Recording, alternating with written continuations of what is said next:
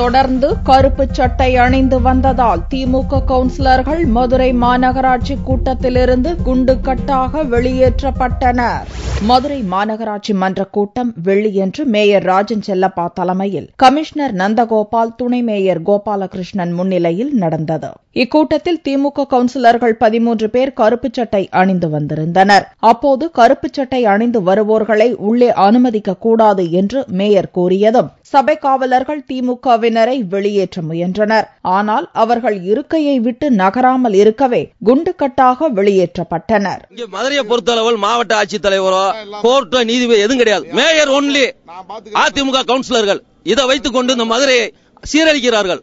இதை மக்கள் தான் பழி சொல்ல விரைவில் வந்து கொண்டிருக்கிறது. கூட்டம் நடந்து கொண்டிருந்த போது அதிமுக கவுன்சிலர்களும் கோஷமிட்டதால் பரபரப்பு ஏற்பட்டது.